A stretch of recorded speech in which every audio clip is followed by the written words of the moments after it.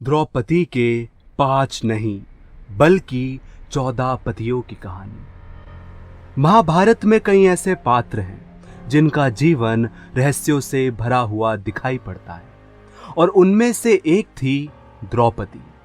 द्रौपदी के विवाह से लेकर वन में जाने तक का सफर द्रौपदी को मिला एक आशीर्वाद था, या कह लो श्राप का फल था। आपको लगता होगा कि द्रौपदी के साथ विवाह के समय बहुत ही गलत हुआ था, लेकिन अगर हम कहें कि ऐसा होना तो द्रौपदी की इच्छा थी, तो दोस्तों आज हम इस वीडियो में द्रौपदी के विवाह से जुड़े एक रहस्य के बारे में बताने जा रहे हैं जो शायद ही आपने सुना होगा।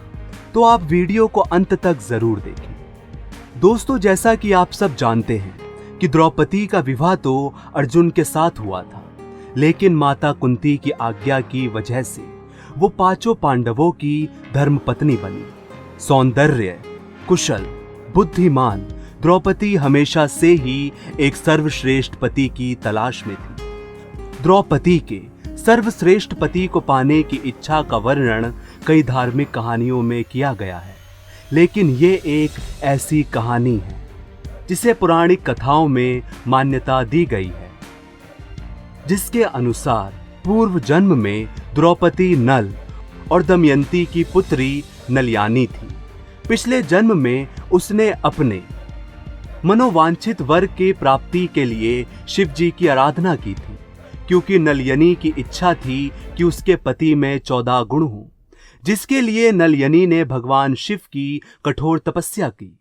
जब प्रभु शिव शंकर प्रसन्न हुए तो उन्होंने कहा था कि नलयनी, अगले जन्म में तुम्हारा विवाह ऐसे होगा जिससे पुरुष के तुम 14 गुण जान पाओगी। चाहे तो 14 मनुष्यों गुणों को जानने के लिए तुमको 14 विवाह करने पड़ेंगे।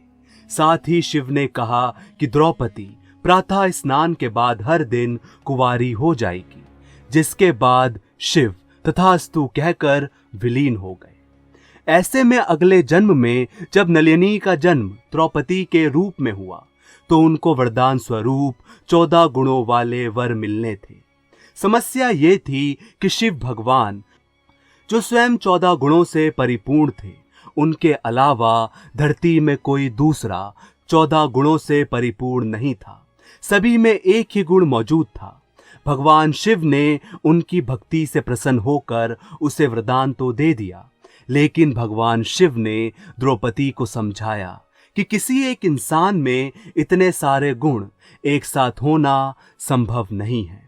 अगले जन्म में भगवान कृष्ण ने द्रौपदी को पिछले जन्म की कहानी बताई, तो द्रौपदी ने भगवान शिव से वर मांगा कि उन्हें ऐसे वर मिले जिनमें 14 ना सही तो कम से कम 5 गुण तो अवश्य हों, जो उस वक्त सिर्फ पांडव ही थे जिनकी संख्या 5 थी।